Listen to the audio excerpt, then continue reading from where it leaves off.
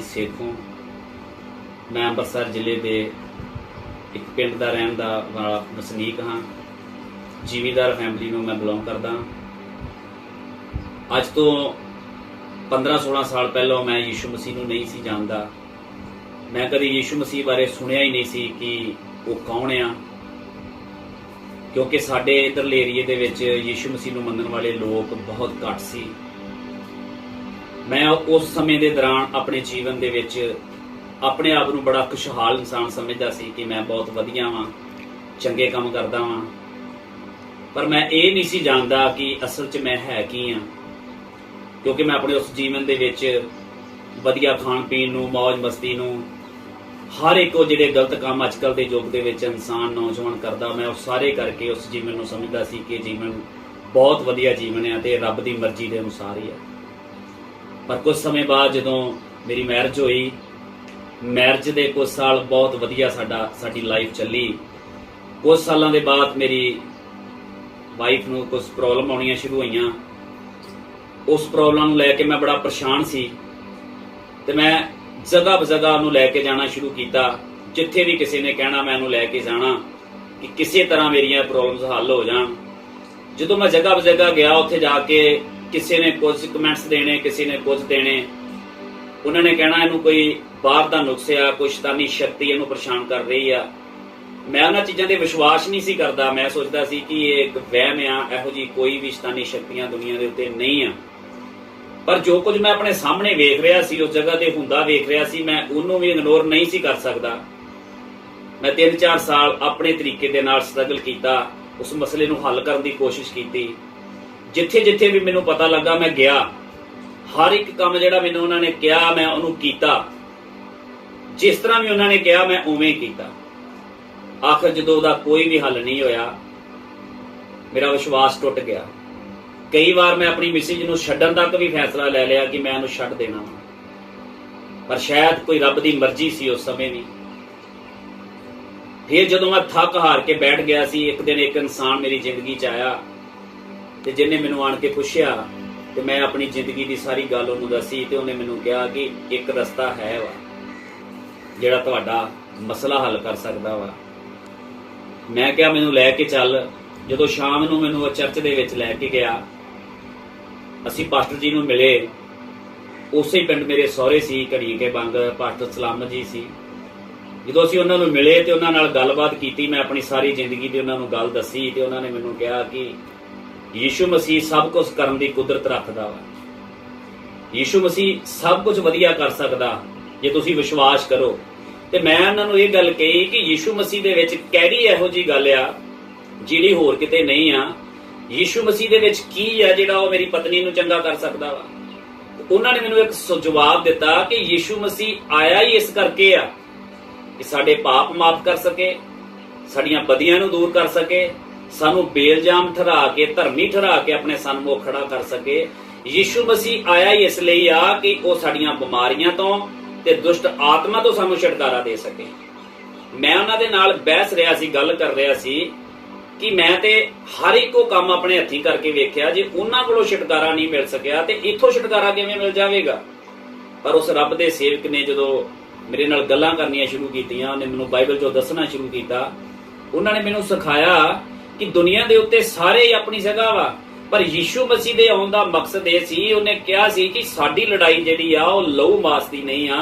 साडी लड़ाई जिहड़ी आ इस युग दी अंधकार दीयां शक्तियां दे नाल आ जिन्हां ने साडे अंदर कब्जा कीता वा। उन्हां ने मैनूं समझाउण दी कोशिश कीती कि कसूर, बीमारी, नुक्स बाहर नहीं आ, नुक्स साडे अंदर आ ते तुसीं अंदर दी लड़ाई नहीं लड़ी। मैं कहा ओह नुक्स किहड़ा वा? मैनूं ओह कहण लगे तुसीं पापी जे। मैं कहा जी नहीं, मैं ते पापी नहीं आ। वो कहते तुसीं कदी कोई पाप नहीं कीता। मैं कहा जी नहीं, मैं ते कदी कोई पाप नहीं कीता। मैं समझदा सी कि कतल कर देना जां कोई बड़ा वड्डा पाप कर देना पाप आ। पर जदों उन्होंने मैनूं गिनाउणे शुरू कीते, वो मैनूं कहंदे तुसीं पापी जे। मैं कहा नहीं। वो मैनूं कहंदे झूठ मारदे आ। मैं कहा कहंदे ये भी पाप आ। वो मैनूं कहंदे तुसीं गालां कड्डदे आ। मैं कहा जी वो ते पंजाबी हर कोई फिदरत आ पंजाबियां दी। वो कहंदे ये भी पाप आ। वो कहंदे अखां दा माड़ा वेखदे आ, कहंदे ये भी पाप आ। कहंदे नशा पींदे आ। मैं कहा जी हाँ, कहंदे ये भी पाप आ। जदों उन्होंने 1 2 3 करके सारे पाप गिनाने शुरू कर दिते ते मेरे मन अंदर आया, मैं कहा इस तरह के पाप ते मैं बहुत ज्यादा कर चुका हाँ ते कर भी रहा हाँ। ਫਿਰ ਮੈਨੂੰ ਉਹਨਾਂ ਨੇ ਬਾਈਬਲ 'ਚ ਦੱਸਿਆ ਕਿ ਤੁਹਾਨੂੰ ਇਹ ਸਾਰੇ ਪਾਪਾਂ ਦਾ ਅੰਗੀਕਾਰ ਕਰਨਾ ਪਊਗਾ, ਕਿਉਂਕਿ ਪਵਿੱਤਰ ਬਾਈਬਲ ਇਹ ਦੱਸਦੀ ਆ ਕਿ ਜਦੋਂ ਅਸੀਂ ਆਪਣੇ ਪਾਪਾਂ ਦਾ ਅੰਗੀਕਾਰ ਕਰਦੇ ਆ, ਉਹ ਵਫਾਦਾਰ ਧਰਮੀ ਤੇ ਸਾਡੇ ਇੱਕ ਧਰਮ ਤੋਂ ਸਾਨੂੰ ਕੀ ਕਰ ਦਿੰਦਾ ਵਾ, ਸ਼ੁੱਧ ਕਰ ਦਿੰਦਾ ਵਾ। ਤੁਸੀਂ ਆਪਣੇ ਪਾਪਾਂ ਦਾ ਅੰਗੀਕਾਰ ਕਰੋ। ਕੀ ਤੁਸੀਂ ਆਪਣੀ ਪਤਨੀ ਨੂੰ ਪਿਆਰ ਕਰਦੇ ਜੇ? ਕੀ ਤੁਸੀਂ ਆਪਣੀ ਪਤਨੀ ਨੂੰ ਬਚਾਉਣਾ ਚਾਹੁੰਦੇ ਜੇ? ਮੈਂ ਕਿਹਾ ਜੀ ਯੈਸ। ਉਹ ਕਹਿੰਦੇ ਫਿਰ ਤੁਸੀਂ ਕੀ ਕਰ ਸਕਦੇ ਇਹਦੇ ਲਈ? ਮੈਂ ਕਿਹਾ ਜੀ ਤੁਸੀਂ ਦੱਸੋ। ਉਹ ਕਹਿੰਦੇ ਜੀ ਤੁਹਾਨੂੰ ਕੁਝ ਵੀ ਨਹੀਂ ਕਰਨਾ ਪਊਗਾ, ਸਿਰਫ ਤੁਹਾਨੂੰ ਆਪਣੇ ਪਾਪਾਂ ਨੂੰ ਮੰਨ ਕੇ ਛੱਡਣਾ ਪਊਗਾ ਤੇ ਯੀਸ਼ੂ ਮਸੀਹ ਦੇ ਉੱਤੇ ਵਿਸ਼ਵਾਸ ਕਰਨਾ ਪਊਗਾ। ਮੈਂ ਕਿਹਾ ਜੀ ਓਕੇ ਯੈਸ। ਮੈਂ ਉਹਨਾਂ ਦੀ ਗੱਲ ਮੰਨ ਲਈ। ਮੰਨਣ ਤੋਂ ਬਾਅਦ ਚ ਮੈਂ ਆਪਣੇ ਪਾਪਾਂ ਦਾ ਅੰਗੀਕਾਰ ਕੀਤਾ। ਮੈਂ ਚਰਚ ਵਿੱਚ ਸ਼ਾਮ ਨੂੰ ਗਿਆ। ਜਦੋਂ ਮੈਂ ਚਰਚ ਵਿੱਚ ਗਿਆ, ਉਹਨਾਂ ਨੇ ਪ੍ਰੇਅਰ ਕਰਨੀ ਸ਼ੁਰੂ ਕਰ ਦਿੱਤੀ। ਮੈਂ ਉੱਥੇ ਕੀ ਵੇਖਦਾ ਹਾਂ ਕਿ ਇੱਕ ਉਹ ਸਮਾਂ ਸੀ ਜਦੋਂ ਮੈਂ ਜਗ੍ਹਾ ਬਜਗ੍ਹਾ ਦੇ ਉੱਤੇ ਲੈ ਕੇ ਜਾਂਦਾ ਸੀ, ਉੱਥੇ ਬਹੁਤ ਕੁਝ ਸਹਿਣਾ ਪੈਂਦਾ ਸੀ। ਉਹ ਕੁਝ ਨਹੀਂ ਸੀ ਕਰ ਰਿਹਾ, ਸਿਰਫ ਪ੍ਰੇਅਰ ਕਰ ਰਿਹਾ ਸੀ ਯੀਸ਼ੂ ਮਸੀਹ ਦੇ ਨਾਮ ਦੇ ਵਿੱਚ, ਤੇ ਜਿਹੜੇ ਦੁਸ਼ਟ ਆਤਮਾ ਸੀ ਉਹ ਚੀਕਾਂ ਮਾਰ ਰਹੀਆਂ ਸੀ ਕਿ ਸਾਨੂੰ ਛੱਡ ਦਿਓ, ਅਸੀਂ ਚਲੇ ਜਾਣਾ ਵਾ। ਮੇਰੇ ਅੰਦਰ ਇੱਕ ਚੀਜ਼ ਉੱਥੇ ਆਈ ਕਿ ਮੈਂ ਕਿਹਾ ਪ੍ਰਭੂ ਕੁਝ ਨਾ ਕੁਝ ਤੇ ਇਹਨਾਂ ਦੇ ਵਿੱਚ ਹੈ ਵਾ, ਕਿ ਇਹ ਕੁਝ ਵੀ ਨਹੀਂ ਕਰ ਰਹੇ, ਸਿਰਫ ਯੀਸ਼ੂ ਮਸੀਹ ਦੇ ਨਾਮ 'ਚ ਪ੍ਰਾਰਥਨਾ ਕਰ ਰਹੇ ਆ, ਜਿਹਦੇ ਨਾਲ ਸ਼ੈਤਾਨ ਚੀਕਾਂ ਮਾਰ ਕੇ ਛੱਡ ਕੇ ਨਿਕਲ ਰਿਹਾ ਵਾ। ਜਦੋਂ ਉਹਨਾਂ ਨੇ ਪ੍ਰੇਅਰ ਕੀਤੀ, ਦੁਸ਼ਟ ਆਤਮਾ ਨਿਕਲ ਗਈ ਤੇ ਮੈਂ ਬੜਾ ਖੁਸ਼ ਹੋਇਆ। ਮੈਂ ਕਿਹਾ ਹੁਣ ਮੈਨੂੰ ਕੁਝ ਵੀ ਕਰਨ ਦੀ ਜ਼ਰੂਰਤ ਨਹੀਂ ਆ, ਮੇਰੀ ਪਤਨੀ ਤਾਂ ਠੀਕ ਹੋ ਚੁੱਕੀ ਆ। ਮੈਂ ਬੜਾ ਖੁਸ਼ ਸੀ। ਖੁਸ਼ ਹੋ ਕੇ ਮੈਂ ਘਰ ਚਲਾ ਗਿਆ। 2-4 ਦਿਨ ਨਿਕਲੇ ਬੜੇ ਵਧੀਆ। ਦੁਸ਼ਟ ਆਤਮਾ ਫੇਰ ਆਈ। ਮੈਂ ਫੇਰ ਪਰੇਸ਼ਾਨ ਹੋਇਆ। ਮੈਂ ਫੇਰ ਪਾਸਟਰ ਕੋਲ ਗਿਆ। ਉਹ ਕਹਿੰਦੇ ਕੋਈ ਨਹੀਂ, ਪ੍ਰਾਰਥਨਾ ਕਰਦੇ। ਉਹਨਾਂ ਫੇਰ ਕੀਤੀ। ਮੈਂ ਫੇਰ ਘਰ ਆਇਆ। 5-4 ਦਿਨ ਲੰਘੇ। ਮੈਂ ਲੜ ਪਿਆ ਉਹਨਾਂ ਨਾਲ ਜਾ ਕੇ। ਮੈਂ ਕਿਹਾ ਜੀ ਤੁਸੀਂ ਤੇ ਕਿਹਾ ਸੀ ਯੀਸ਼ੂ ਮਸੀਹ ਦੇ ਨਾਂ 'ਚ ਨਿਕਲ ਜਾਂਦੀਆਂ ਦੁਸ਼ਟ ਆਤਮਾ, ਪਰ ਇਹ ਤੇ ਬਾਰ-ਬਾਰ ਆ ਰਹੀਆਂ ਵਾ। ਫਿਰ ਉਹਨਾਂ ਨੇ ਮੈਨੂੰ ਬਿਠਾ ਲਿਆ ਤੇ ਬਿਠਾਉਣ ਤੋਂ ਬਾਅਦ ਦੇ ਵਿੱਚ ਮੈਨੂੰ ਉਹਨਾਂ ਨੇ ਪਰਮੇਸ਼ਰ ਦੇ ਵਚਨ ਦੇ ਵਿੱਚੋਂ ਦੱਸਣਾ ਸ਼ੁਰੂ ਕੀਤਾ ਕਿ ਜਦੋਂ ਦੁਸ਼ਟ ਆਤਮਾ ਨੂੰ ਕੱਢਿਆ ਜਾਂਦਾ ਵਾ, ਉਹ ਜਾੜ 'ਚ ਜਾ ਕੇ ਜਗ੍ਹਾ ਭਾਲਦੀਆਂ ਵਾ। ਜੇ ਉਹਨਾਂ ਨੂੰ ਉੱਥੇ ਜਗ੍ਹਾ ਨਹੀਂ ਮਿਲਦੀ, ਉਹ ਫੇਰ ਵਾਪਸ ਆਉਂਦੀਆਂ ਵਾ। ਜੇ ਉਹ ਘਰ ਉਹਨਾਂ ਨੂੰ ਸਾਫ਼ ਨਜ਼ਰ ਆਉਂਦਾ ਵਾ ਤੇ ਉਹ ਇਸ ਤੋਂ ਜ਼ਿਆਦੀਆਂ ਹੋਰ ਆਤਮਾਵਾਂ ਨਾਲ ਲੈ ਕੇ ਆ ਜਾਂਦੀਆਂ। ਪਰ ਉਹ ਮੈਨੂੰ ਦੱਸ ਰਿਹਾ ਸੀ ਵਚਨ 'ਚੋਂ, ਤੇ ਮੇਰੀ ਸਮਝ 'ਚ ਕੁਝ ਨਹੀਂ ਸੀ ਆ ਰਿਹਾ। ਮੈਂ ਪਰੇਸ਼ਾਨ ਸੀ। ਪਰ ਉਹ ਸਮਾਂ ਚੱਲਦਾ ਗਿਆ। ਪ੍ਰੇਅਰ ਕਰਾਈ ਗਏ, ਆਈ ਗਏ, ਪ੍ਰੇਅਰ ਕਰਾਈ ਗਏ। ਇੱਕ ਦਿਨ ਮੈਂ ਅੱਕ ਚੁੱਕਾ ਸੀ। ਮੈਂ ਕਿਹਾ ਨਹੀਂ, ਇਹ ਐਵੇਂ ਕਰਦੇ ਆ, ਯੀਸ਼ੂ ਮਸੀਹ ਦੇ ਕੋਲ ਕੁਝ ਵੀ ਨਹੀਂ ਆ। ਉਸ ਸਮੇਂ ਦੇ ਉੱਤੇ ਉਸੇ ਚਰਚ ਦੇ ਵਿੱਚ ਮੇਰੀ ਮੁਲਾਕਾਤ ਪਾਸਟਰ ਬਚਿੱਤਰ ਜੌਲੀ ਦੇ ਨਾਲ ਹੋਈ। ਉਹ ਕਿਤੇ ਉੱਥੇ ਆਏ ਸੀ। ਜਦੋਂ ਮੈਨੂੰ ਜੌਲੀ ਮਿਲਿਆ ਤੇ ਉਹਦੇ ਨਾਲ ਮੈਂ ਗੱਲ ਕੀਤੀ, ਮੈਂ ਉਹਨੂੰ ਆਪਣੇ ਸਾਰੀਆਂ ਪ੍ਰੋਬਲਮ ਦੱਸੀਆਂ, ਤੇ ਜਦੋਂ ਉਹਨੇ ਆਪਣੀ ਗਵਾਹੀ ਮੈਨੂੰ ਦਿੱਤੀ ਤੇ ਮੇਰੇ ਅੰਦਰ ਇਸ ਤਰ੍ਹਾਂ ਮਹਿਸੂਸ ਹੋਇਆ ਕਿ ਪ੍ਰਭੂ, ਮੈਂ ਤੇ ਸੋਚਦਾ ਸੀ ਮੇਰਾ ਦੁੱਖ ਵੱਡਾ ਵਾ, ਪਰ ਇਸ ਇਨਸਾਨ ਦਾ ਦੁੱਖ ਮੇਰੇ ਨਾਲੋਂ ਵੀ ਕੀ ਆ, ਵੱਡਾ ਵਾ। ਉਹਦੇ ਨਾਲ ਫਿਰ ਮੈਂ ਗੱਲ ਕੀਤੀ ਤੇ ਉਹਨੇ ਮੈਨੂੰ ਇੱਕ ਕਹਾਣੀ ਦੇ ਤੌਰ ਤੇ ਸਮਝਾਇਆ। ਉਹ ਮੈਨੂੰ ਕਹਿਣ ਲੱਗਾ ਕਿ ਭਾਜੀ, ਜਿਸ ਤਰ੍ਹਾਂ ਤੁਸੀਂ ਵਚਨ ਨੂੰ ਨਹੀਂ ਸਮਝ ਸਕਦੇ, ਜਿਸ ਤਰ੍ਹਾਂ ਇੱਕ ਤੁਹਾਡੇ ਘਰ ਦੇ ਉੱਤੇ ਕਿਸੇ ਨੇ ਕਬਜ਼ਾ ਕਰ ਲਿਆ ਹੋਵੇ ਤੇ ਤੁਸੀਂ ਉਸ ਘਰ ਨੂੰ ਛਡਾਉਣ ਦੀ ਕੋਸ਼ਿਸ਼ ਕਰੋ, ਅਗਲਾ ਬੰਦਾ ਤਗੜਾ, ਤੁਸੀਂ ਛਡਾ ਨਹੀਂ ਸਕਦੇ। ਤੁਸੀਂ ਕੀ ਕਰੋਗੇ? ਕੋਰਟ 'ਚ ਜਾ ਕੇ ਕੇਸ ਕਰੋਗੇ। ਵਕੀਲ ਤੁਹਾਡਾ ਕੇਸ ਲੜੂਗਾ, ਤੁਹਾਡੇ ਡਾਕੂਮੈਂਟ ਵੇਖ ਕੇ, ਰਜਿਸਟਰੀ ਵੇਖ ਕੇ ਜੱਜ ਫੈਸਲਾ ਦਊਗਾ ਕਿ ਘਰ ਇਸੇ ਇਨਸਾਨ ਦਾ ਵਾ। ਜੱਜ ਫੈਸਲਾ ਤੁਹਾਡੇ ਹੱਕ 'ਚ ਦੇ ਦੂਗਾ, ਪਰ ਜੱਜ ਕਦੀ ਵੀ ਕਬਜ਼ਾ ਦਿਵਾਉਣ ਨਹੀਂ ਆਊਗਾ। ਕਬਜ਼ਾ ਤੁਹਾਨੂੰ ਖੁਦ ਨੂੰ ਲੈਣਾ ਪੈਣਾ ਵਾ। ਹਾਲੇਲੂਇਆ। ਜਦੋਂ ਮੈਨੂੰ ਉਹਨੇ ਉਹ ਗੱਲ ਸਮਝਾਈ, ਉਹ ਕਹਾਣੀ ਦੇ ਤੌਰ ਤੇ ਗੱਲ ਮੇਰੇ ਅੰਦਰ ਕੀ ਹੋ ਗਈ, ਜਮਾ ਹੋ ਗਈ। ਮੈਂ ਉਹਨੂੰ ਪੁੱਛਿਆ ਕਿ ਭਾਈ ਸਾਹਿਬ ਫਿਰ ਮੈਨੂੰ ਕੀ ਕਰਨਾ ਪਊਗਾ? ਉਹ ਕਹਿੰਦੇ ਤੁਹਾਨੂੰ ਕਬਜ਼ਾ ਲੈਣਾ ਪਊਗਾ। ਮੈਂ ਕਿਹਾ ਉਹ ਕਿਵੇਂ?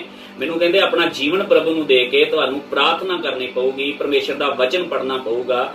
ਜਦੋਂ ਜਦੋਂ ਤੁਸੀਂ ਵਚਨ ਪੜ੍ਹਦੇ ਜਾਓਗੇ, ਪ੍ਰਾਰਥਨਾ ਕਰਦੇ ਜਾਓਗੇ, ਤੁਹਾਡਾ ਰਿਸ਼ਤਾ ਪਰਮੇਸ਼ਰ ਨਾਲ ਬਣਦਾ ਜਾਊਗਾ ਤੇ ਉਹ ਕਬਜ਼ਾ ਆਪਣੇ ਆਪ ਹੀ ਤੁਹਾਡੇ ਕੀ ਹੋਊਗਾ, ਆ ਜਾਊਗਾ। ਫਿਰ ਜਦੋਂ ਮੈਂ ਬਾਈਬਲ ਪੜ੍ਹਨੀ ਸ਼ੁਰੂ ਕੀਤੀ, ਪ੍ਰਾਰਥਨਾ ਕਰਨੀ ਸ਼ੁਰੂ ਕੀਤੀ, ਤੇ ਪਰਮੇਸ਼ਰ ਦੇ ਵਚਨ 'ਚ ਜਦੋਂ ਮੈਂ ਬਾਈਬਲ ਜ਼ਬੂਰ 119 ਦੀ 67 ਆਇਤ ਪੜ੍ਹੀ, ਉਹਦੇ ਵਿੱਚ ਲਿਖਿਆ ਹੋਇਆ ਕਿ ਮੇਰਾ ਦੁੱਖ ਮੇਰੇ ਲਈ ਭਲਾ ਸਿੱਧ ਹੋਇਆ ਕਿ ਮੈਂ ਪਰਮੇਸ਼ਰ ਨੂੰ ਜਾਣ ਸਕਿਆ। ਉਹ ਵਚਨ ਪੜ੍ਹਦਿਆਂ ਹੀ ਮੈਨੂੰ ਇੱਕ ਤਸੱਲੀ ਮਿਲ ਗਈ ਕਿ ਪ੍ਰਭੂ, ਮੈਂ ਤੇ ਸੋਚਦਾ ਸੀ ਕਿ ਇਹ ਦੁੱਖ ਮੇਰੇ ਤੇ ਕਿਉਂ ਆਇਆ ਵਾ, ਪਰ ਤੂੰ ਇੱਥੇ ਬਾਈਬਲ 'ਚ ਲਿਖਿਆ ਕਿ ਇਹ ਦੁੱਖ ਮੇਰੇ ਲਈ ਭਲਾ ਸਿੱਧ ਹੋਇਆ ਵਾ, ਕਿ ਇਸ ਦੁੱਖ ਦੇ ਕਾਰਨ ਅਸੀਂ ਤੈਨੂੰ ਜਾਣ ਸਕੇ ਆ। ਜਦੋਂ ਉਹਦੀ 75 ਆਇਤ ਮੈਂ ਪੜ੍ਹੀ 119 ਦੀ, ਉੱਥੇ ਲਿਖਿਆ ਕਿ ਪਰਮੇਸ਼ਰ ਨੇ ਵਫਾਦਾਰੀ ਦੇ ਨਾਲ ਮੈਨੂੰ ਦੁੱਖ ਦਿੱਤਾ ਵਾ। ਉਹਨੇ ਵਫਾਦਾਰੀ ਦੇ ਨਾਲ ਮੈਨੂੰ ਦੁੱਖ ਦਿੱਤਾ ਤਾਂ ਕਿ ਮੈਂ ਉਹਦੇ ਵਚਨ ਦੀਆਂ ਵਿਵਸਥਾ ਦੀਆਂ ਗੱਲਾਂ ਨੂੰ ਕੀ ਕਰ ਸਕਾਂ, ਜਾਣ ਸਕਾਂ। ਜਦੋਂ ਮੈਂ ਇਹ ਵਚਨ ਪੜ੍ਹਿਆ, ਉਹਨੇ ਕਿਤੇ ਨਾ ਕਿਤੇ ਮੇਰੇ ਅੰਦਰ ਨੂੰ ਛੂਹਿਆ ਤੇ ਮੇਰੇ ਅੰਦਰ ਇੱਕ ਵਿਸ਼ਵਾਸ ਬਣਿਆ ਕਿ ਇਸ ਬਾਈਬਲ ਦੇ ਵਿੱਚ ਤੇ ਹੋਰ ਬਹੁਤ ਸਾਰੀਆਂ ਬੜੀਆਂ ਵਧੀਆ ਗੱਲਾਂ ਮੈਨੂੰ ਮਿਲ ਸਕਦੀਆਂ ਵਾ, ਜਿਹੜਾ ਮੇਰੀ ਜੀਵਨ ਦੇ ਵਿੱਚ ਸੁਧਾਰ ਲੈ ਕੇ ਆ ਸਕਦੀਆਂ ਵਾ, ਮੇਰਾ ਛੁਟਕਾਰਾ ਲੈ ਕੇ ਆ ਸਕਦੀਆਂ ਵਾ। ਫਿਰ ਵੀ ਚਲੋ ਮੈਂ ਪ੍ਰਾਰਥਨਾ ਕਰਦਾ ਗਿਆ, ਵਚਨ ਪੜ੍ਹਦਾ ਗਿਆ। ਫਿਰ ਵੀ ਮੇਰੇ ਮਨ 'ਚ ਇੱਕ ਸਵਾਲ ਸੀ ਉਸ ਸਮੇਂ ਦੇ ਉੱਤੇ ਕਿ ਮੈਂ ਇਹਨਾਂ ਕੋਲ ਕੀ ਲੈਣਾ ਵਾ। ਮੇਰੇ ਮਨ ਦੇ ਅੰਦਰ ਇੱਕੋ ਹੀ ਇੱਕ ਲੜਾਈ ਸੀ ਕਿ ਮੇਰੀ ਪਤਨੀ ਚੰਗੀ ਹੋ ਜਾਊਗੀ ਤੇ ਮੈਂ ਵਾਪਸ ਆਪਣੇ ਧਰਮ ਦੇ ਵਿੱਚ ਆਪਣੇ ਘਰ ਮੁੜ ਜਾਣਾ ਵਾ। ਮੈਂ ਯੀਸ਼ੂ ਮਸੀਹ ਨੂੰ ਨਹੀਂ ਮੰਨਾਂਗਾ। ਪਰ ਮੈਨੂੰ ਨਹੀਂ ਸੀ ਪਤਾ ਕਿ ਪਰਮੇਸ਼ਰ ਦੀ ਮੇਰੀ ਜ਼ਿੰਦਗੀ ਦੇ ਵਿੱਚ ਕੀ ਯੋਜਨਾ ਵਾ। ਇੱਕ ਮੇਰਾ ਜੀਵਨ ਸੀ ਜਿਹੜਾ ਪਾਪ ਦੇ ਵਿੱਚ ਸੀ। ਦੂਜਾ ਸਟੈਪ ਮੇਰਾ ਹੋਇਆ ਜਦੋਂ ਮੈਂ ਪ੍ਰਭੂ ਚ ਆਇਆ, ਪਤਨੀ ਨੂੰ ਲੈ ਕੇ ਉਹਦੇ ਵਸੀਲੇ ਪਰਮੇਸ਼ਰ ਨੇ ਆਪਣੇ ਆਪ ਨੂੰ ਮੇਰੇ ਤੇ ਪ੍ਰਗਟ ਕਰਨਾ ਸ਼ੁਰੂ ਕਰਤਾ। ਪਰ ਫਿਰ ਵੀ ਉਸ ਫੈਸਲੇ ਤੇ ਸੀ ਕਿ ਮੈਂ ਪ੍ਰਭੂ ਨੂੰ ਨਹੀਂ ਮੰਨੂਗਾ, ਮੈਂ ਚੰਗਾ ਹੋਣ ਤੋਂ ਬਾਅਦ ਵਾਪਸ ਚਲਾ ਜਾਊਂਗਾ। ਉਸ ਤੋਂ ਬਾਅਦ ਕੀ ਹੋਇਆ ਕਿ ਅਸੀਂ ਚੱਲਦੇ ਗਏ। ਚੱਲਣ ਤੋਂ ਬਾਅਦ ਦੇ ਵਿੱਚ ਜਦੋਂ ਅਸੀਂ ਥੋੜਾ ਵਧੇ, ਸਾਡੀ ਲੜਾਈ ਲੱਗੀ ਸੀ। ਅੱਜ ਬਹੁਤ ਸਾਰੇ ਮਸੀਹ ਲੋਕ ਜਿਹੜੇ ਆ ਉਹ 2 ਮਹੀਨੇ 4 ਮਹੀਨੇ 6 ਮਹੀਨੇ ਚੱਲ ਕੇ ਜਦੋਂ ਕੁਝ ਨਹੀਂ ਲੱਭਦਾ ਤੇ ਉਹ ਵਾਪਸ ਮੁੜ ਆਉਂਦੇ ਆ। ਮੈਨੂੰ ਵੀ ਐਵੇਂ ਲੱਗ ਰਿਹਾ ਸੀ। 1.5 ਸਾਲ ਹੋ ਗਿਆ ਸੀ ਮੈਨੂੰ ਇਸ ਸੰਘਰਸ਼ ਦੇ ਵਿੱਚ। ਕਈ ਵਾਰ 4 ਮਹੀਨੇ ਲੰਘ ਜਾਣੇ, ਕਈ ਵਾਰ 2 ਮਹੀਨੇ ਲੰਘ ਜਾਣੇ। ਫਿਰ ਉਸੇ ਸਮੇਂ ਦੌਰਾਨ ਮੈਨੂੰ ਇੱਕ ਇਨਸਾਨ ਨੇ ਆਣ ਕੇ ਕਿਹਾ ਕਿ ਭਾਜੀ ਜੇ ਤੁਸੀਂ ਕੁਝ ਹੋਰ ਸਿੱਖਣਾ ਚਾਹੁੰਦੇ ਆ, ਮੈਂ ਤੁਹਾਨੂੰ ਖੋਜੇਵਾਲ ਚਰਚ 'ਚ ਲੈ ਕੇ ਜਾਣਾ ਵਾ। ਉੱਥੇ ਪਾਸਟਰ ਹਰਭਜਨ ਸਿੰਘ ਆ ਜਿਹੜੇ, ਉਹ ਵੀ ਇੱਕ ਸਰਦਾਰ ਫੈਮਿਲੀ ਦੇ ਵਿੱਚੋਂ ਆ। ਮੈਂ ਉਹਨਾਂ ਕੋਲ ਗਿਆ, ਉਹਨਾਂ ਦੀ ਬੰਦਗੀ ਅਟੈਂਡ ਕੀਤੀ। ਹੁਣ ਮੈਂ ਉੱਥੇ ਜਾ ਕੇ ਕੀ ਵੇਖਦਾ, ਜਦੋਂ ਉਹਨਾਂ ਨੂੰ ਮੈਂ ਮਿਲਿਆ ਤੇ ਉਹਨਾਂ ਨੂੰ ਮੈਂ ਦੱਸਿਆ ਤੇ ਉਹ ਮੈਨੂੰ ਕਹਿਣ ਲੱਗੇ ਜੀ ਕਿੰਨਾ ਚਿਰ ਹੋ ਗਿਆ ਪ੍ਰਭੂ ਚ ਚੱਲਦੇ ਆ। ਮੈਂ ਕਿਹਾ ਜੀ 1.5 ਸਾਲ। ਮੈਨੂੰ ਕਹਿੰਦੇ ਪਾਸਟਰ ਆਤਮਿਕ ਆ। ਮੈਂ ਕਿਹਾ ਜੀ ਉਹ ਤੇ ਆਤਮਿਕ ਆ। ਤੇ ਕਹਿੰਦੇ ਜੇ ਪਾਸਟਰ ਆਤਮਿਕ ਆ, ਤੁਸੀਂ ਪ੍ਰੇਅਰ ਵੀ ਕਰਦੇ ਆ, ਤੇ ਫਿਰ ਗੜਬੜ ਕਿੱਥੇ ਆ? ਮੈਨੂੰ ਉਹਨਾਂ ਨੇ ਕਿਹਾ ਕਿ ਤੁਸੀਂ ਦਿਨ ਚ ਕਿੰਨੀ ਵਾਰੀ ਪ੍ਰੇਅਰ ਕਰਦੇ ਜੇ? ਮੈਂ ਕਿਹਾ ਜੀ ਕਦੀ 10 ਮਿੰਟ, ਕਦੀ ਅੱਧਾ ਘੰਟਾ। ਮੈਨੂੰ ਉਹ ਕਹਿੰਦੇ ਬਾਈਬਲ ਦੇ ਵਿੱਚ ਲਿਖਿਆ ਵਾ। ਮੈਂ ਕਿਹਾ ਜੀ ਨਹੀਂ। ਕਹਿੰਦੇ ਬਾਈਬਲ 'ਚ ਤੇ ਲਿਖਿਆ ਵਾ ਕਿ ਦਿਨ 'ਚ 24 ਘੰਟੇ ਹੁੰਦੇ ਆ, 24 ਘੰਟਿਆਂ 'ਚੋਂ 10ਵਾਂ ਹਿੱਸਾ 2.5 ਘੰਟੇ ਤੁਸੀਂ ਰੱਬ ਨੂੰ ਦੇਣਾ ਵਾ। ਮੈਂ ਕਿਹਾ ਜੀ ਠੀਕ ਆ। ਫਿਰ ਮੈਨੂੰ ਕਹਿੰਦੇ ਤੁਸੀਂ ਪਰਮੇਸ਼ਰ ਦਾ ਬੀਜਦੇ ਜੇ, ਆਫਰਿੰਗ ਦਿੰਦੇ ਜੇ? ਮੈਂ ਕਿਹਾ ਜੀ ਦਿੰਦੇ ਆ। ਕਹਿੰਦੇ ਕਿੰਨੀ? ਮੈਂ ਕਿਹਾ ਜੀ ਸਰਦਾ ਬਣਦਾ। ਮੈਨੂੰ ਕਹਿੰਦੇ ਬਾਈਬਲ 'ਚ ਲਿਖਿਆ ਵਾ ਕਿਤੇ ਸਰਦਾ ਬਣਦਾ? ਮੈਂ ਕਿਹਾ ਜੀ ਨਹੀਂ। ਉਹ ਕਹਿੰਦੇ 2 ਕੰਮ ਕਰਨੇ ਸ਼ੁਰੂ ਕਰੋ ਅੱਜ ਤੋਂ ਬਾਅਦ 'ਚ, 2.5 ਘੰਟੇ ਰੱਬ ਨੂੰ ਦੇਣੇ ਸ਼ੁਰੂ ਕਰੋ। ਆਪਣੀ ਇਨਕਮ ਦੀ ਜਿਹੜੀ ਆ, ਤੁਸੀਂ ਕਹਿ ਰਹੇ ਜੇ ਕਿ ਬਰਕਤ ਹੈ ਨਹੀਂ ਆ ਘਰ ਦੇ ਵਿੱਚ, ਤੁਸੀਂ ਆਪਣੀ ਇਨਕਮ ਦਾ ਜਿਹੜੀ ਆਫਰਿੰਗ ਆ ਉਹ ਰੱਬ ਨੂੰ ਦੇਣੀ ਸ਼ੁਰੂ ਕਰੋ। ਫਿਰ ਮੇਰੇ ਨਾਲ ਆਣ ਕੇ ਗੱਲ ਕਰਿਓ। ਮੈਂ ਕਿਹਾ ਜੀ ਕਿੰਨੇ ਦਿਨ? ਉਹ ਕਹਿੰਦੇ ਜੀ 5 ਹਫ਼ਤੇ ਲਗਾਤਾਰ ਇੱਥੇ ਆਓ। ਮੈਂ ਹੱਸ ਕੇ ਉਹਨਾਂ ਨੂੰ ਗਾੜੀਆਂ ਕਿਹਾ, ਮੈਂ ਕਿਹਾ ਪਾਸਟਰ ਜੀ ਤੁਸੀਂ 5 ਹਫ਼ਤੇ ਚੌਂਕੀਆਂ ਭਰਾਉਣੀਆਂ ਵਾ? ਉਹ ਕਹਿੰਦੇ ਨਹੀਂ ਚੌਂਕੀਆਂ ਨਹੀਂ ਆ, ਤੁਸੀਂ 5 ਹਫ਼ਤੇ ਲਗਾਤਾਰ ਇੱਥੇ ਆਓਗੇ, ਤੁਹਾਨੂੰ ਆਪਣੇ ਆਪ ਹੀ ਪਤਾ ਲੱਗ ਜਾਵੇਗਾ। ਮੈਂ ਧੰਨਵਾਦ ਕਰਦਾ ਪਰਮੇਸ਼ਰ ਦਾ ਕਿ ਅਸੀਂ 5 ਦੀ ਜਗ੍ਹਾ 8 ਹਫ਼ਤੇ ਗਏ ਉੱਥੇ। 8 ਘੰਟਿਆਂ ਤੋਂ ਬਾਅਦ ਦੇ ਵਿੱਚ ਅਸੀਂ ਆਪਣੀ ਜ਼ਿੰਦਗੀ 'ਚ ਵੇਖਿਆ ਕਿ ਮੇਰੀ ਵਾਈਫ ਦੀ, ਮੇਰੀ 2.5 ਤੋਂ ਵੀ ਪਲੱਸ 3-3 ਘੰਟੇ, 3.5 ਘੰਟੇ ਪ੍ਰਾਰਥਨਾ ਹੋ ਗਈ। ਬੀਜ ਜਿਹੜਾ ਸੀ ਉਹ ਸ਼ੁਰੂ ਤੇ ਬੜਾ ਔਖਾ ਲੱਗਿਆ ਕੱਢਣਾ ਕਿ ਇੰਨੇ ਪੈਸੇ ਕੱਢ ਕੇ ਚਰਚ ਵਿੱਚ ਦਵਾਂਗੇ, ਪਰ ਅਸੀਂ ਪਰਮੇਸ਼ਰ ਦਾ ਧੰਨਵਾਦ ਕਰਦੇ ਹਾਂ ਕਿ ਉਸ ਦਿਨ ਤੋਂ ਜਦੋਂ ਤੋਂ ਬੀਜ ਬੀਜਣਾ ਸ਼ੁਰੂ ਕੀਤਾ ਅੱਜ ਤੱਕ ਪਰਮੇਸ਼ਰ ਨੇ ਮਤਲਬ ਕਿ ਮੰਗਣ ਵਾਲੇ ਨਹੀਂ ਲੈਣ ਵਾਲੇ ਬਣਾਇਆ ਯਿਸੂ ਮਸੀਹ ਦੇ ਨਾਮ ਦੇ ਵਿੱਚ। ਹਾਲੇਲੂਇਆ। ਇਸ ਕਰਕੇ ਉਹਨਾਂ ਦੋਵਾਂ ਚੀਜ਼ਾਂ ਦਾ ਰਿਜ਼ਲਟ ਜਦੋਂ ਮੈਂ ਆਪਣੀ ਲਾਈਫ ਦੇ ਵਿੱਚ ਵੇਖਿਆ, ਮੈਨੂੰ ਆਨੰਦ ਆਉਣਾ ਸ਼ੁਰੂ ਹੋ ਗਿਆ। ਪਰਮੇਸ਼ਰ ਦੇ ਨਾਲ ਗੱਲਾਂ ਕਰਨ 'ਚ ਮਜ਼ਾ ਆਉਣਾ ਸ਼ੁਰੂ ਹੋ ਗਿਆ। ਪਰਮੇਸ਼ਰ ਆਪਣੇ ਆਪ ਨੂੰ ਸਾਡੇ ਤੇ ਪ੍ਰਗਟ ਕਰਨਾ ਸ਼ੁਰੂ ਕਰ ਦਿੱਤਾ। ਪਰਮੇਸ਼ਰ ਨੂੰ ਜਾਣਨਾ ਸ਼ੁਰੂ ਹੋ ਗਿਆ। ਉਹ ਜਿਹੜੇ ਸਾਰੇ ਮਸਲੇ ਸੀ ਉਹ ਖਤਮ ਹੋ ਗਏ। ਹੁਣ ਜਿਹੜੀ ਮੇਰੀ ਲੜਾਈ ਸੀ ਪਤਨੀ ਨੂੰ ਚੰਗੀ ਕਰਨ ਦੀ, ਉਹ ਤੇ ਖਤਮ ਹੋ ਚੁੱਕੀ ਸੀ। ਹੁਣ ਇੱਕ ਅੰਦਰ ਭੁੱਖ ਪੈਦਾ ਹੋ ਚੁੱਕੀ ਸੀ ਕਿ ਕਿਵੇਂ ਨਾ ਕਿਵੇਂ ਇਸ ਰੱਬ ਨੂੰ ਹੋਰ ਚੰਗੀ ਤਰ੍ਹਾਂ ਜਾਣਿਆ ਜਾਵੇ। ਇੱਕ ਮਨ 'ਚ ਪਹਿਲਾ ਸਵਾਲ ਸੀ ਕਿ ਮੈਂ ਛੱਡ ਕੇ ਵਾਪਸ ਚਲਾ ਜਾਵਾਂਗਾ। ਹੁਣ ਮਨ 'ਚ ਸਵਾਲ ਸੀ ਕਿ ਰੱਬ ਨੂੰ ਹੋਰ ਚੰਗੀ ਤਰ੍ਹਾਂ ਜਾਣਿਆ ਜਾਵੇ। ਪ੍ਰਵੇਸ਼ 'ਚ ਵਧਣਾ ਸ਼ੁਰੂ ਕੀਤਾ, ਪ੍ਰਾਰਥਨਾ 'ਚ ਵਧਣਾ ਸ਼ੁਰੂ ਕੀਤਾ। ਇਸ ਤੋਂ ਹੀ ਬਾਅਦ ਦੇ ਵਿੱਚ ਜਦੋਂ ਅੱਗੇ ਵਧਦੇ ਗਏ, ਬਹੁਤ ਸਾਰੇ ਪਾਸਟਰਾਂ ਨੇ ਆਣ ਕੇ ਕਿਹਾ ਕਿ ਅਸੀਂ ਤੁਹਾਡੇ ਲਈ ਪ੍ਰਾਰਥਨਾ ਕਰਨੀ ਆ, ਪਰਮੇਸ਼ਰ ਤੁਹਾਨੂੰ ਇਸਤੇਮਾਲ ਕਰੇਗਾ। ਤੇ ਜਿਉਂ-ਜਿਉਂ ਪਰਮੇਸ਼ਰ ਦੇ ਵਿੱਚ ਮੈਂ ਵਧਣਾ ਸ਼ੁਰੂ ਕੀਤਾ, ਮੈਂ ਬੜਾ ਆਨੰਦ ਸੀ, ਖੁਸ਼ ਸੀ। ਪਰ ਮੈਨੂੰ ਇਹ ਨਹੀਂ ਸੀ ਪਤਾ ਕਿ ਇਹਦੇ ਤੋਂ ਅੱਗੇ ਇੱਕ ਮੇਰੀ ਪ੍ਰੀਖਿਆ ਵੀ ਆਉਣ ਵਾਲੀ ਆ। ਇਸ ਤੋਂ ਅੱਗੇ ਮੇਰਾ ਵਿਰੋਧ ਵੀ ਸ਼ੁਰੂ ਹੋਣ ਵਾਲਾ ਵਾ। ਇਹ ਸਭ ਕੁਝ ਹੋਣ ਦੇ ਬਾਵਜੂਦ ਜਦੋਂ ਸਭ ਨੇ ਵੇਖਿਆ, ਰਿਸ਼ਤੇਦਾਰ, ਭੈਣ ਭਾਈ, ਸਾਕ ਸੰਬੰਧੀਆਂ ਨੇ ਵੇਖਿਆ ਤੇ ਉਹਨਾਂ ਨੇ ਮੇਰਾ ਵਿਰੋਧ ਕਰਨਾ ਸ਼ੁਰੂ ਕਰ ਦਿੱਤਾ। ਹਰ ਇੱਕ ਬੰਨਿਓਂ ਮੈਨੂੰ ਪਰੇਸ਼ਾਨੀ ਦਾ ਸਾਹਮਣਾ ਕਰਨਾ ਪਿਆ। ਰਿਸ਼ਤੇਦਾਰਾਂ ਨੇ ਵਿਰੋਧ ਕਿ ਤੂੰ ਕਿਹੜੇ ਕੰਮ 'ਚ ਪੈ ਗਿਆ ਵਾ। ਪਰਿਵਾਰ ਵਾਲਿਆਂ ਨੇ ਵਿਰੋਧ ਥੋੜਾ ਕੀਤਾ ਕਿ ਤੂੰ ਕਿਹੜੇ ਕੰਮ 'ਚ ਪੈ ਗਿਆ। ਦੋਸਤ ਮਿੱਤਰਾਂ ਨੇ ਵਿਰੋਧ ਕਰਨਾ ਸ਼ੁਰੂ ਕਰ ਦਿੱਤਾ। ਹੁਣ ਇੱਕ ਬੰਨੇ ਮੇਰੇ ਪਰਿਵਾਰ, ਮੇਰੇ ਰਿਸ਼ਤੇਦਾਰ ਦੀਆਂ ਗੱਲਾਂ ਮੇਰੇ ਕੰਨਾਂ 'ਚ ਗੂੰਜ ਰਹੀਆਂ ਸੀ। ਦੂਜੇ ਬੰਨੇ ਉਹ ਪਰਮੇਸ਼ਰ ਦੇ ਰਿਸ਼ਤੇ ਦੀ ਜਿਹੜੀ ਪਿਆਸ ਮੇਰੇ ਅੰਦਰ ਸੀ, ਉਹ ਮੇਰੇ ਅੰਦਰ ਸੀ। ਉਸ ਸਮੇਂ ਮੈਂ ਉਸ ਪਲੇਟਫਾਰਮ ਦੇ ਉੱਤੇ ਖੜਾ ਸੀ ਕਿ ਮੈਂ ਦੋਵਾਂ 'ਚੋਂ ਚੋਣ ਕਿਹਦੀ ਕਰਨੀ ਆ। ਪਰ ਪਰਮੇਸ਼ਰ ਦਾ ਧੰਨਵਾਦ ਕਿ ਉਦੋਂ ਤੱਕ ਉਹ ਪਰਮੇਸ਼ਰ ਨੇ ਮੇਰੇ ਤੇ ਕਿਰਪਾ ਕੀਤੀ ਸੀ ਕਿ ਉਸ ਸਮੇਂ ਦੇ ਉੱਤੇ ਮੈਂ ਰਿਸ਼ਤੇਦਾਰਾਂ ਨੂੰ ਕਹਿ ਦਿੱਤਾ ਕਿ ਕਿਸੇ ਨੇ ਮੈਨੂੰ ਮਿਲਣਾ ਮਿਲੋ, ਨਹੀਂ ਮਿਲਣਾ ਨਾ ਮਿਲੋ, ਮੈਂ ਯਿਸੂ ਮਸੀਹ ਨੂੰ ਛੱਡ ਨਹੀਂ ਸਕਦਾ। ਉਸ ਦਿਨ ਮੇਰੇ ਇੱਕ ਲਏ ਫੈਸਲੇ ਨੇ ਮੇਰੇ ਅੰਦਰ ਇਸ ਚੀਜ਼ ਵਚਨ ਦੇ ਦੁਆਰਾ ਪਾਈ ਕਿ ਅੱਜ ਜੇ ਕੁਝ ਤੂੰ ਫੈਸਲੇ ਲਵੇਂਗਾ ਤੇ ਆਉਣ ਵਾਲੇ ਸਮੇਂ ਦੇ ਵਿੱਚ ਤੂੰ ਵੇਖੇਂਗਾ ਕਿ ਤੂੰ ਨਹੀਂ, ਇਹ ਰਿਸ਼ਤੇਦਾਰ ਤੇਰੇ ਪਿੱਛੇ ਆਉਣਗੇ ਯਿਸੂ ਮਸੀਹ ਦੇ ਨਾਮ ਦੇ ਵਿੱਚ। ਪਰ ਉਸ ਸਮੇਂ ਮੈਨੂੰ ਅਜੀਬ ਲੱਗ ਰਿਹਾ ਸੀ। ਮੈਨੂੰ ਲੱਗ ਰਿਹਾ ਸੀ ਕਿ ਇਹ ਮੇਰਾ ਇਹਨਾਂ ਵਿਰੋਧ ਕਰ ਰਹੇ ਆ, ਪਿੰਡ ਵਿਰੋਧ ਕਰ ਰਿਹਾ ਵਾ, ਸਮਾਜ ਵਿਰੋਧ ਕਰ ਰਿਹਾ ਵਾ। ਪਰ ਮੈਂ ਇਹਨਾਂ ਦੀ ਪਰਵਾਹ ਨਾ ਕਰਦਿਆਂ ਹੋਇਆਂ ਆਪਣਾ ਰਿਸ਼ਤਾ ਪਰਮੇਸ਼ਰ ਦੇ ਨਾਲ ਬਣਾਈ ਰੱਖਿਆ। ਸਮੇਂ ਦੇ ਉੱਤੇ ਜਿੱਥੇ ਮੈਨੂੰ ਗਾਈਡਲਾਈਨ ਦੀ ਜ਼ਰੂਰਤ ਪੈਂਦੀ ਸੀ, ਪਾਸਟਰ ਜੋਲੀ ਕੋਲ ਜਾਂ ਹੋਰ ਵੀ ਕਿਸੇ ਕੋਲੋਂ ਪੈਂਦੀ ਸੀ, ਮੈਂ ਸਾਰਿਆਂ ਦੇ ਕੋਲੋਂ ਗਾਈਡਲਾਈਨ ਲੈਂਦਾ ਸੀ। ਪਾਸਟਰ ਸ਼ਾਹ ਜੀ ਹੁਣਾਂ ਨੇ ਵੀ ਕਾਫੀ ਸਾਡੇ ਲਈ ਪ੍ਰਾਰਥਨਾ ਕੀਤੀਆਂ, ਜੋਲੀ ਨੇ ਸਾਡੇ ਲਈ ਪ੍ਰਾਰਥਨਾ ਕੀਤੀਆਂ, ਹੋਰ ਵੀ ਬਹੁਤ ਸਾਰੇ ਰੱਬ ਦੇ ਆਗੂ ਆ ਜਿਨ੍ਹਾਂ ਨੇ ਸਾਡੇ ਲਈ ਬਹੁਤ ਮਿਹਨਤ ਕੀਤੀ, ਬਹੁਤ ਸਾਰੀਆਂ ਪ੍ਰਾਰਥਨਾਵਾਂ ਕੀਤੀਆਂ। ਇੱਕ ਵਾਰ ਮੈਂ ਖੋਜੇਵਾਲ ਗਿਆ, ਪਾਸਟਰ ਭਜਨ ਸਿੰਘ ਨੇ ਖੁਦ ਮੈਨੂੰ ਆਵਾਜ਼ ਮਾਰ ਕੇ ਕਿਹਾ ਕਿ ਤੁਹਾਡੇ ਮਸਾ ਵਾਸਤੇ ਮੈਂ ਪ੍ਰਾਰਥਨਾ ਕਰਨੀ ਚਾਹੁੰਦਾ ਕਿ ਪਰਮੇਸ਼ਰ ਤੁਹਾਨੂੰ ਇਸਤੇਮਾਲ ਕਰੂਗਾ। ਮੈਂ ਉਹਨਾਂ ਦੇ ਅੱਗੇ ਵੀ ਹੱਸ ਕੇ ਪ੍ਰੇਅਰ ਤੇ ਕਰਾ ਕੇ ਆ ਗਿਆ, ਪਰ ਫਿਰ ਵੀ ਮੈਂ ਵਿਸ਼ਵਾਸ ਨਹੀਂ ਕੀਤਾ।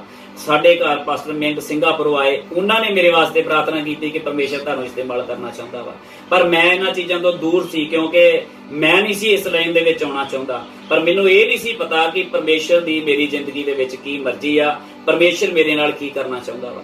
ਠੀਕ 1-2 ਸਾਲ 3 ਬਾਅਦ ਅਸੀਂ ਕਾਫੀ ਜਾਣੇ, ਸਾਡੇ ਇੱਕ ਦੋਸਤ ਸੀ ਪਾਸਟਰ MP ਸਿੰਘ ਆ ਜੋ ਵੀ ਸੇਵਕਾਈ ਕਰ ਰਹੇ ਆ, ਮੈਂ ਉਹਨਾਂ ਨੂੰ ਪਰਮੇਸ਼ਰ ਦਾ ਵਚਨ ਦੱਸਿਆ। ਮੇਰਾ ਇੱਕ ਦੋਸਤ ਸੀ ਭਾਈ ਸੁਖਵਿੰਦਰ ਸਿੰਘ ਮੇਰੇ ਪਿੰਡ ਤੋਂ, ਮੈਂ ਉਹਨੂੰ ਪਰਮੇਸ਼ਰ ਦਾ ਵਚਨ ਦੱਸਿਆ।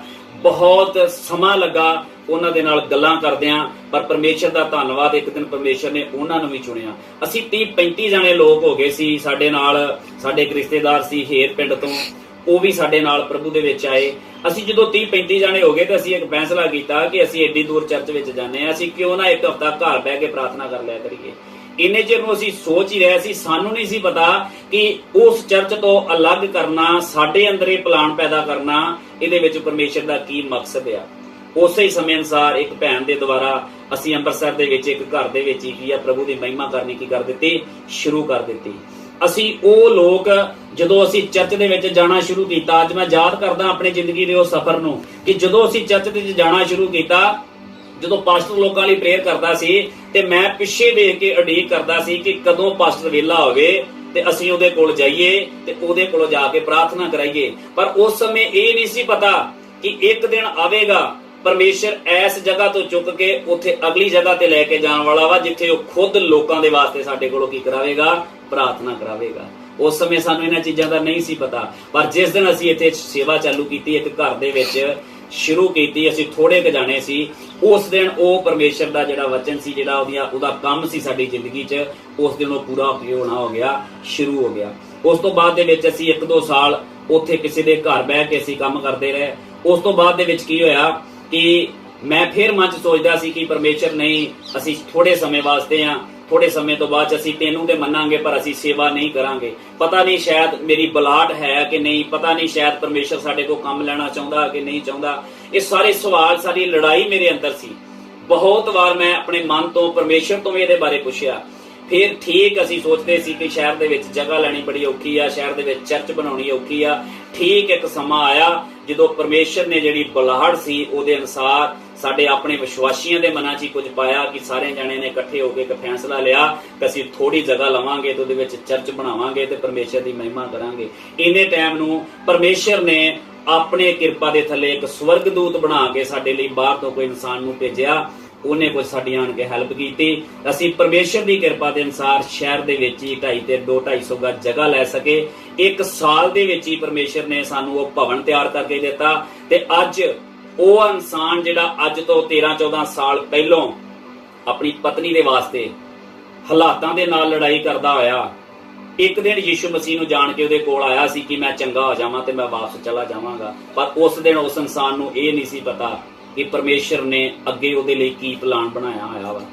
ਅੱਜ ਉਹ ਇਨਸਾਨ ਪਰਮੇਸ਼ਰ ਦੀ ਕਿਰਪਾ ਦੇ ਨਾਲ, ਜਿਹੜੀ ਪਰਮੇਸ਼ਰ ਨੇ ਸਾਨੂੰ ਭਵਨ ਦਿੱਤਾ ਵਾ, 1 ਸਾਲ ਤੋਂ ਵੱਧ ਹੋ ਗਿਆ ਸਮਾਂ ਉਹ ਭਵਨ ਬਣਾਏ ਨੂੰ। ਅੱਜ ਅਸੀਂ ਉੱਥੇ ਸਾਰੀ ਆਪਣੀ ਟੀਮ ਦੇ ਨਾਲ, ਸਾਰੇ ਜਿਹੜੇ ਵਿਸ਼ਵਾਸੀ ਜਿਨ੍ਹਾਂ ਨੇ ਸ਼ੁਰੂ ਤੋਂ ਸਾਡੇ ਨਾਲ ਬਹੁਤ ਸਟਰਗਲ ਕੀਤਾ, ਪ੍ਰਾਰਥਨਾ ਦੇ ਵਿੱਚ, ਹਰ ਚੀਜ਼ ਦੇ ਵਿੱਚ ਸਾਡਾ ਸਾਥ ਦਿੱਤਾ ਵਾ, ਅੱਜ ਅਸੀਂ ਉਹ ਭਵਨ ਬਣਾ ਕੇ ਅੰਮ੍ਰਿਤਸਰ ਦੇ ਵਿੱਚ ਪਰਮੇਸ਼ਰ ਦੀ ਸੇਵਕਾਈ ਕਰ ਰਹੇ ਹਾਂ। ਪਰਮੇਸ਼ਰ ਦਾ ਧੰਨਵਾਦ ਕਰਦੇ ਹਾਂ ਕਿ ਪਰਮੇਸ਼ਰ ਸਾਨੂੰ ਕਿੱਥੋਂ ਚੁੱਕ ਕੇ, ਉਹਨੇ ਲਿਖਿਆ ਨਾ ਕਿ ਤੁਹਾਨੂੰ ਮੈਂ ਥੱਲਿਓਂ ਚੁੱਕ ਕੇ ਪਤਵੰਤਿਆਂ ਦੇ ਵਿੱਚ ਬਿਠਾਵਾਂਗਾ। ਅੱਜ ਉਹ ਪਰਮੇਸ਼ਰ ਦਾ ਵਚਨ ਸਾਡੀ ਜ਼ਿੰਦਗੀ 'ਚ ਪੂਰਾ ਹੋਇਆ ਵਾ ਕਿ ਤੁਸੀਂ ਮੈਨੂੰ ਨਹੀਂ ਸੀ ਚੁਣਿਆ, ਮੈਂ ਤੁਹਾਨੂੰ ਚੁਣਿਆ ਸੀ। ਪਰਮੇਸ਼ਰ ਦੇ ਵਚਨ ਦੇ ਵਿੱਚ ਅਸੀਂ ਪੜ੍ਹਿਆ ਵਾ ਕਿ ਉਹ ਕਹਿੰਦਾ ਕਿ ਤੁਸੀਂ ਮੈਨੂੰ ਨਹੀਂ ਚੁਣਿਆ, ਮੈਂ ਤੁਹਾਨੂੰ ਚੁਣਿਆ, ਠਹਿਰਾਇਆ ਕਿ ਤੁਸੀਂ ਮੇਰੇ ਕੰਮਾਂ ਦੇ ਲਈ ਕੀ ਹੋਵੋ, ਇਸਤੇਮਾਲ ਹੋਵੋ। ਪਰ ਇਹ ਸਾਰੇ ਪਲਾਨ ਨੂੰ ਮੈਂ ਪਹਿਲਾਂ ਤੇ ਨਹੀਂ ਸੀ ਜਾਣਦਾ। ਮੈਂ ਤੇ ਸ਼ੁਰੂਆਤ ਤੇ ਆਇਆ ਸੀ ਕਿ ਚੰਗਾ ਹੋਣ ਵਾਸਤੇ। ਮੈਨੂੰ ਅੱਜ ਪਤਾ ਵਾ ਕਿ ਅੱਜ ਮੇਰੇ ਬਹੁਤ ਸਾਰੇ ਭੈਣ ਭਾਈ ਜਿਹੜੇ ਆ ਉਹ ਇਸ ਤਰੀਕੇ ਦੇ ਨਾਲ ਸਟਰਗਲ ਕਰ ਰਹੇ ਆ। ਬਹੁਤ ਸਾਰੇ ਇਹੋ ਜਿਹੇ ਲੋਕ ਆ ਜਿਹੜੇ ਸੋਚ ਰਹੇ ਆ ਕਿ ਮੈਨੂੰ 5 ਸਾਲ ਹੋ ਗਏ, ਮੈਨੂੰ 4 ਸਾਲ ਹੋ ਗਏ ਆ, ਮੇਰੀ ਜ਼ਿੰਦਗੀ 'ਚ ਅਜੇ ਕੁਝ ਵਧੀਆ ਨਹੀਂ ਹੋ ਰਿਹਾ। ਇੱਕ ਦਿਨ ਮੈਂ ਵੀ ਇਹ ਸੋਚਦਾ ਸੀ, ਜਦੋਂ ਮੈਂ ਆਪਣਾ ਜੀਵਨ ਪਰਮੇਸ਼ਰ ਦੇ ਵਚਨ ਦੇ ਅਨੁਸਾਰ ਚੱਲਣਾ ਸ਼ੁਰੂ ਕੀਤਾ, ਪਰਮੇਸ਼ਰ ਦੇ ਹੁਕਮਾਂ ਨੂੰ ਮੰਨ ਕੇ ਵਿਸ਼ਵਾਸ ਦੇ ਦੁਆਰਾ ਅੱਗੇ ਵਧਣਾ ਸ਼ੁਰੂ ਕੀਤਾ, ਉਸ ਤੋਂ ਬਾਅਦ ਹੀ ਮੇਰੇ ਜੀਵਨ ਦੇ ਵਿੱਚ ਇਹ ਤਬਦੀਲੀਆਂ ਆਉਣੀਆਂ ਸ਼ੁਰੂ ਹੋ ਗਈਆਂ ਵਾ।